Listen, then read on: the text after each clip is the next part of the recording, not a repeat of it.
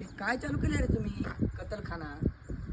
Instagram उघडलं की आज 8 कापले, आज 14 कापले, आज 12 कापले. आणि हे तिकडे हे एवढं गवत दिसले का हे पावसाळ्यामध्ये?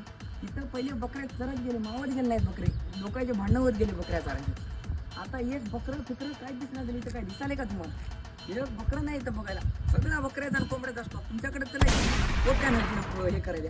10 कापले, 14 कापले, हे कापले, ते कतलखाना चालू केला. कतलखाना सगळं तुमच्यामुळे हे लोक 30-30 वाल्या बिर्याण्या खाऊन दिवस काढत गेले. आता अनलिमिटेड थाळी म्हणाले आणि तुम्ही बी वरून तोड करून म्हणाले यायलाच लागतं.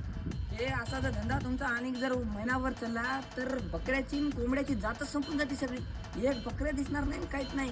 पुढच्या पिढीला माहिती होय ना की बकरी आणि कोंबडे होते म्हणून. हे धंदा तुमचा बंद करा लवकर, नाही तर संपले बकरी आणि कोंबडे सगळी पिढीच संपून जाते त्याची. आणि वरून काय म्हणाले यायलाच लागते.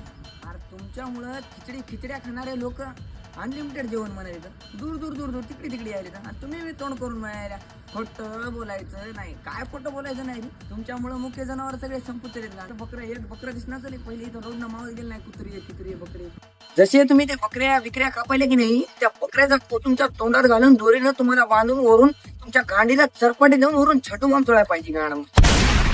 लागते ना,